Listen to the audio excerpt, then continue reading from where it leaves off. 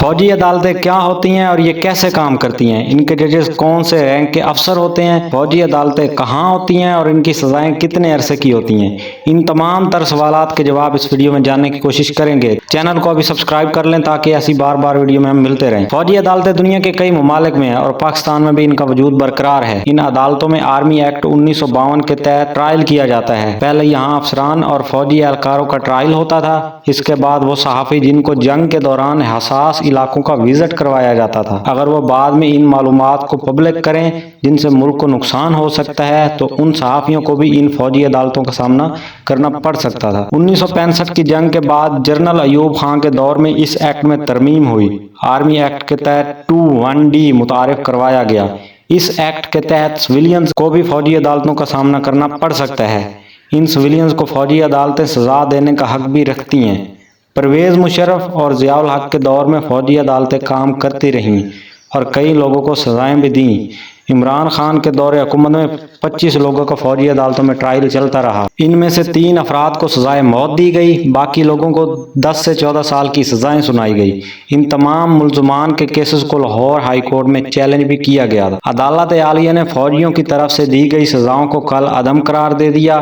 یہ کیسز اب بھی ہائی کورٹ میں زیر سماعت ہیں۔ اب اس سوال کا جواب آپ کو دیتا ہوں کہ فوجی عدالتیں کیسے بنتی ہیں اور فوجی عدالتوں کی کتنی اقسام ہوتی ہیں۔ ان میں ملزمان کا ٹرائل کیسے کیا جاتا ہے۔ ملٹری کورٹس یا فوجی عدالتیں ایک چھوٹے سے کمرے میں قائم کی جاتی ہیں۔ ملزم کے خلاف JAG برانچ سے پورا مقدمہ بنتا ہے۔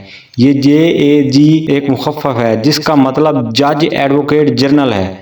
جس شخص کا ٹرائل کرنا ہوتا ہے اس علاقے کے متعلقہ فارمیشن کمانڈر کے پاس آرمی چیف یا وفاقی حکومت کی طرف سے وارنٹ بھیجا جاتا ہے۔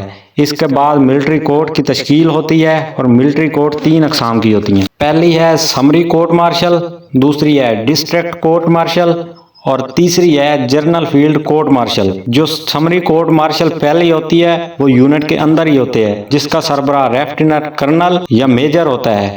سزا یہ 1 سال یا نوکری سے برطرف کرنے کا حق بھی رکھتی ہے۔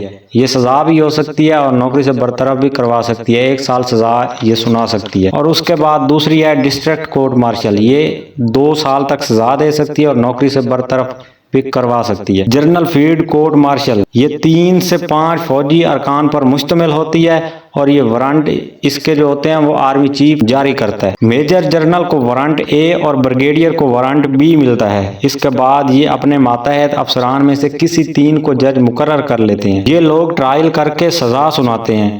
یہ عدالت سزائے موت تک کا حکم بھی دے سکتی ہے۔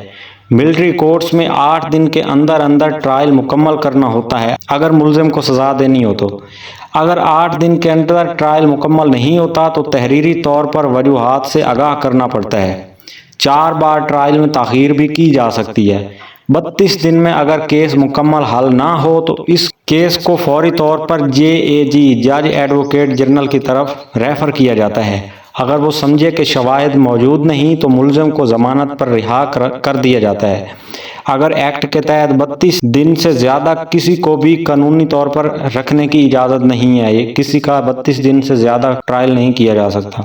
ملٹری کورٹس میں ملزمان کو چارج شیٹ بھی دی جاتی ہے۔ ان کو حق حاصل ہوتا ہے کہ وہ اپنا وکیل کر لیں۔ ملزم کو وقت دیا جاتا ہے کہ وکیل کیس کی تیاری کرے۔ ملزم کی موجودگی میں شہادتیں ریکارڈ ہوتی ہیں۔ ملزم خود اور اس کا وکیل جرح کرنے کا حق رکھتا ہے۔ کارروائی مکمل ہونے کے بعد فوجی عدالتیں مختصر فیصلہ لکھ دیتی ہیں۔ عدالت اتنا ہی لکھتی ہے کہ جرم ثابت ہو گیا اور اتنی سزا دی جاتی ہے۔ فارمیشن کمانڈر اس سزا کو کنفرم کرتا ہے۔ اس کے بعد ملزم کو جیل بھیج دیا جاتا ہے۔ ملزم کو جیل میں 40 دن کا ٹائم دیا جاتا ہے کہ وہ اس فیصلے کے خلاف کوئی بھی اپیل کر سکتا ہے۔ وہ آرمی کورٹ آف اپیل میں درخواست دے سکتا ہے۔ میجر جنرل یا lieutenant general court of appeal کا سربراہ ہوتا ہے۔ اگر کورٹ آف اپیل کے فیصلے سے ملزم مطمئن نہیں ہے تو وہ ہائی کورٹ سے رجوع کر سکتا ہے اور یہ معاملہ سپریم کورٹ تک بھی لے جایا جا سکتا ہے۔ ملٹری کورٹس پر اعتراضات اس لیے کیے جاتے ہیں کیونکہ جج کا فریضہ نبھانے والے لوگ جو ہوتے ہیں وہ لا آفیسر نہیں ہوتے۔ ان کا مائنڈ سیٹ جوڈیشل نہیں ہوتا۔ عام طور پر یہ تاثر پایا جاتا ہے کہ جس کا مقدمہ فوجی عدالت میں چلا اس کو سزا ہونی ہی ہونی ہے۔ فوجی عدالتوں پر یہ اعتراضات بھی کیے جاتے ہیں کہ یہ کمانڈر اورینٹڈ ہوتی ہے۔ فوجی عدالت کے جج دیکھتے ہیں کہ ان کا کمانڈر کیا چاہتا ہے اور وہ اسی کے مطابق فیصلہ لکھ دیتے ہیں۔ 9 مئی 2023 کو سانحہ 9 مئی کے ملزمان کو کتنی سزائیں ملتی ہیں اور ان کو کتنا وقت جیل میں رکھا جائے گا اور کس کس کو پھانسی دی جائے گی، اس کا فیصلہ تو آنے والا وقت ہی کرے گا۔